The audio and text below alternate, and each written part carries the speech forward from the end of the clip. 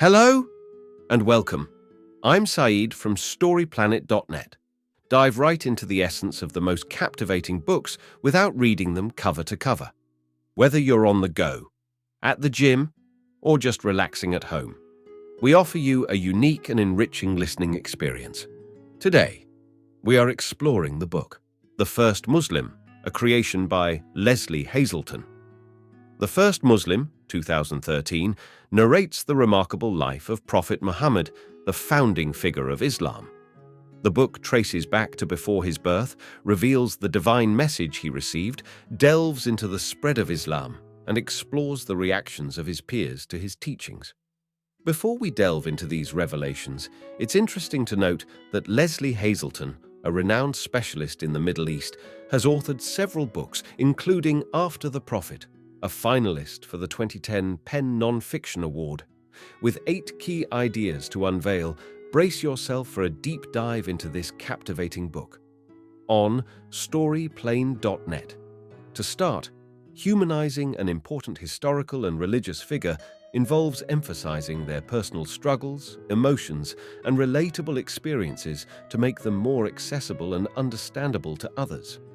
It aims to show that even revered figures faced challenges and possessed human qualities, fostering a deeper connection and understanding among followers and admirers.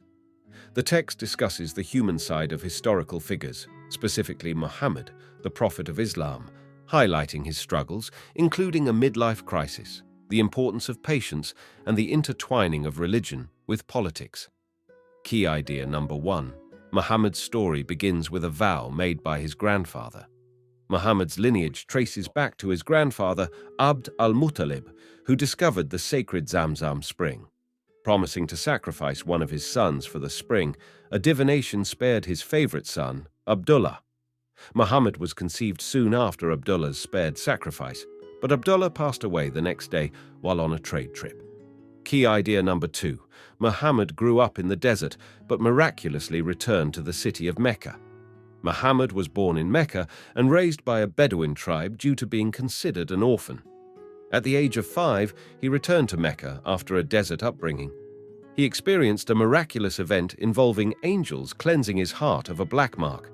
This marked the beginning of significant changes in his life when he turned 40. Key idea number 3. God revealed himself to Muhammad and named him as his messenger. Muhammad had a significant spiritual experience at age 40 on Mount Hira near Mecca during the year 610 in Ramadan. The angel Gabriel visited him and revealed that he was God's messenger, instructing him to recite the holy word. Muhammad was initially frightened but found comfort and support from his wife, Khadijah. This encounter marked the beginning of Muhammad's prophecy and the revelation of the Quran. Key idea number 4. Muhammad faced a difficult test of faith but successfully overcame it. Muhammad faced doubts and loneliness after receiving the first revelation, waiting 2 years for further revelations. Eventually, God's silence ended with the Surah of the morning, leading to ongoing meaningful revelations that emphasized caring for nature. The period of doubt was akin to the dark night of the soul. These teachings required Muhammad to be patient, preparing him for future challenges. Key idea number 5. Muhammad's message led to division in his clan. Muhammad, initially introverted, was instructed by God to spread divine revelations. He began sharing them with his wife and later invited his clan members for a meal followed by recitations. Despite disruptions and initial rejection, Muhammad continued, but faced resistance due to tribal rules. Only a few younger clan members initially converted to this new faith. Key idea number 6.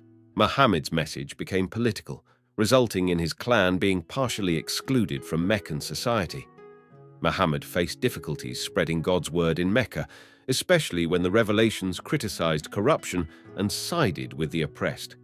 His message resonated with the marginalized but alienated those in power. Eventually, Muhammad's clan was partially ostracized by Mecca's influential clans, leading to a boycott. However, not all clans participated due to deep family ties forged over generations. Key idea number 7. Muhammad gained support in Medina and was followed by his followers. Muhammad faced opposition and persecution in Mecca, prompting him to seek support in Medina. 6 pilgrims from Medina invited him to Medina as a conflict mediator, leading to a pact between Muhammad's clan and the Medina clans in 622 AD. Muhammad and his followers eventually moved to Medina in 622, facing challenges as they left their tribal land. Tribes were deeply connected to their clans and were tracked down by Meccans when trying to leave. Rifts formed between tribes that needed healing. Key idea number 8. Muhammad united Medina and Mecca through a pilgrimage and a battle. Muhammad attempted to unite Mecca and Medina through a pilgrimage, resulting in a 10-year truce.